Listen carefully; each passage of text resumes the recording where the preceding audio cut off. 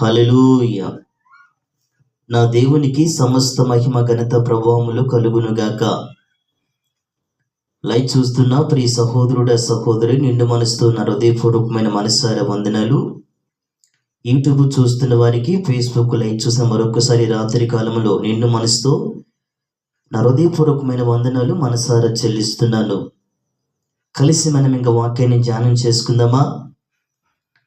ఈ పూట మన వాక్య ధ్యానాంశము కొరకు సామెతలు 24వ అధ్యాయము 10వ వచనం మనము చదువుకుందాం. శ్రమ దినమున నీవు కృంగిన ఎడల నీవు చేతకాని వాడవగుదువు. చాలు, ఈ రాత్రి గమనించండి అయ్యా, గమనించండమ్మా. శ్రమ దినమున నువ్వు కృంగిన ఎడల నువ్వు చేతకాని వాడు వగుదువు. ఈ రాత్రి ప్రభు మనతో మాట్లాడుతూ ఉండగా చాలా జాగ్రత్తగా విందాం.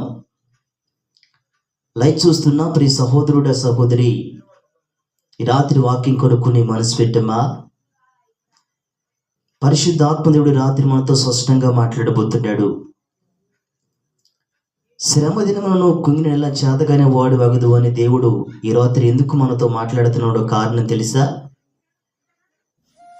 శ్రమ ప్రతి మనిషిలో ఉంది, శ్రమ ప్రతి వ్యక్తిలో ఉంది.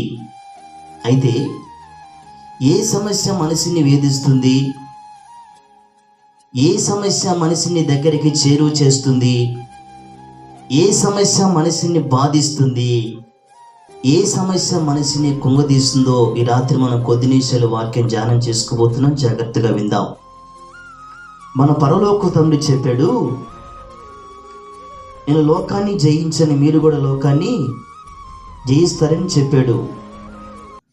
మరలా చెప్పాడు, మీకు లోకములో శ్రమ కలుగుతుంది కానీ విడిపించువని దేవుడు వాగ్దానము ఇచ్చాడు. హల్లెలూయా. మరలా చెబుతున్నాను, మీకు ఈ లోకములో శ్రమ కలుగుతుందని దేవుడే చెప్పాడు. ఆయన అన్నాడు, నేను లోకాన్ని జయించని మీరు కూడా లోకాన్ని జయిస్తాడని చెప్పాడు. రెండో మాట, శ్రమ ఉంటుంది కానీ విడిపించమని నిన్న వాగ్దానం ఇచ్చిన దేవుడు నమ్మదగిన దేవుడు.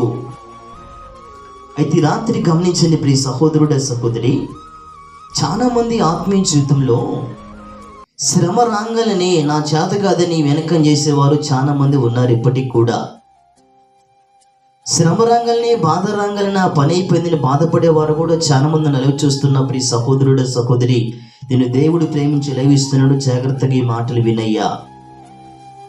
అర్థం ఈ రాత్రి వింటే, శ్రమ కొన్నిసార్లు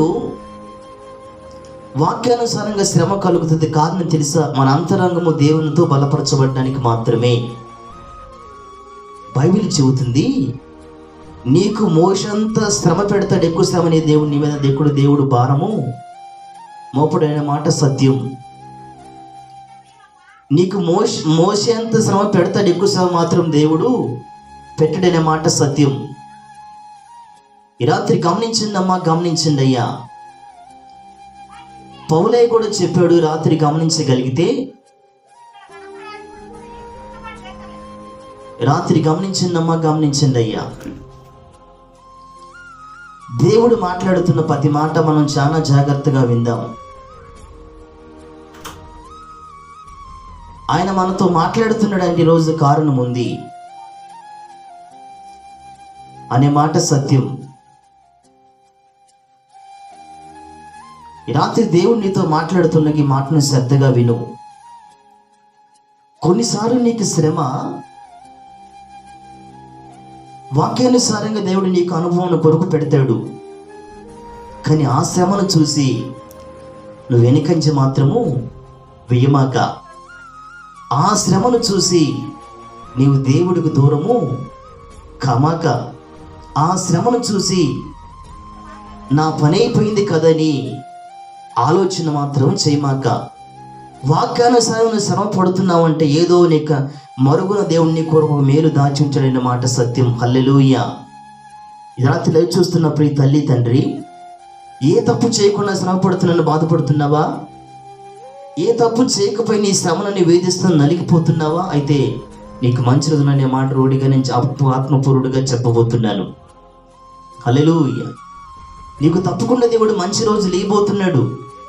నువ్వు తప్పకుండా దేవుడి సహాయాన్ని మాత్రము పొందుతావనే మాట సత్యం. కొన్నిసార్లు మనుష్యుల ద్వారా శ్రమ నీకు వస్తుంది. ఎవరి ద్వారా? మనుష్యుల ద్వారా వస్తుంది. ఎందుకో తెలుసా? వారి గుణగణాలు నీకు తెలియపరచడానికి దేవుడు నీకు అనుమతి కూడా ఇస్తాడు. చాలా మంది గుడ్డిగా మనుషులు నమ్మేస్తారు. వారు మోసం చేసేదాకా వాళ్ళ గురించి మనకేమీ సరిగా మోస్తానికి తెలియదు. కొన్నిసార్లు మనుషుల మనస్తత్వం నీకు తెలియపరచడానికి వారి ద్వారా దేవుడు నీకు శ్రమను నీకు చూపిస్తాడు. ఏమని తెలుసా? ఇదిగో ఇలా ఉన్నారు మనుషులు, వారితో జాగ్రత్త మెలుకలు మన దేవుడు నీకు నేర్పించే పాఠం మాత్రమే. హల్లెలూయా. ఆ టైంలో నువ్వు మెలుకు కలిగి, ఆ టైంలో నువ్వు జ్ఞానం కలిగి, ఆ టైంలో నువ్వు సమస్తాన్ని గుర్తించి దేవుని సన్నిధిలో నువ్వు ముందుకు నడవగలిగితే, నువ్వు మనసు దగ్గర ఎలా మెలుకు కలిగి ఉండాలో, మనుషుల దగ్గర ఎలా మచులుకొని ఉండాలో, ఎలా బయటపడాలో నీకు పరలోకపు తండ్రి జ్ఞానం ఇస్తాడు. ఆమేన్. హల్లెలూయా. ఈ రాత్రి గమనించండి అయ్యా, గమనించండమ్మా. మూడో అనుభవం ఏంటంటే గమనించాలి. ఆత్మీయ జీవితంలో నీ సాక్ష్యము బలపడటానికి కొన్ని అనుభూతి కూడా దేవుడు నీకు ఇస్తాడు. కొన్నిసార్లు నీ సమస్యల ద్వారా నీ సాక్ష్యం ప్రభువుకి సంపూర్ణంగా చేరువుతుందనే మాట సత్యం. హల్లెలూయా. వీటన్నిటి విషయంలో కూడా ఒక మాట చెప్పని ఆశపడుతున్నాను. నీకు ఒక పాఠాన్ని దేవుడు నేర్పిస్తాడనే మాట సత్యం. హల్లెలూయా. ఆ టైంలో నీవు మాత్రము చేతగానే వాడుగాను కూర్చొని మౌనంగా మాత్రము ఉండమాక, ఆ టైంలో దిగులు పడుతూ నా పని అయిపోయింది కదని ఆలోచిస్తూ మౌనంగా నీ జీవితాన్ని ఉంచమాక, ఆ టైంలో నువ్వు ప్రభువును కనపరచగలిగితే ఇన్ని అనుభవాలను తీసుకొస్తున్న దేవుడు తప్పకుండా నువ్వు ఎలా బయటపడాలో కూడా దేవుడు నీకు మార్గాన్ని చూపిస్తాడు. ఆ దేవునికి స్తోత్రం. హల్లెలూయా. నువ్వు ఎలా బయటికి రావాలో కూడా దేవుడు నీకు నేర్పిస్తాడు. రాత్రి లైవ్ చూస్తున్నా ప్రియ తల్లి తండ్రి, ఏ సమస్యలు నలిగిపోతున్నావు? మనుషుల ద్వారా నలిగిపోతున్నావా? ఏం చేయని నేరానికి నీ హృదయంలో ఈ నేరం మోపారని ఏంది నాకు ఈ బాధను నలిగిపోతున్నావా? అయితే ప్రభు అంటున్నాడు, ఇంకొక అనుభవం చెప్పాను మీకు, నీ సాక్ష్యములకు శ్రమ అనుమతి కూడా దేవుణ్ణి కలిగిస్తాడనే మాట సత్యం. నువ్వు ఏ రంగములు అనుభవంలో ఉన్నప్పటికీ కూడా ఈ రాత్రి దేవునితో మాట్లాడుతున్న మాట ఏంటంటే, సమస్తం ఎరిగిన దేవుడు నీకు అన్యాయం మాత్రము చెయ్యుడు.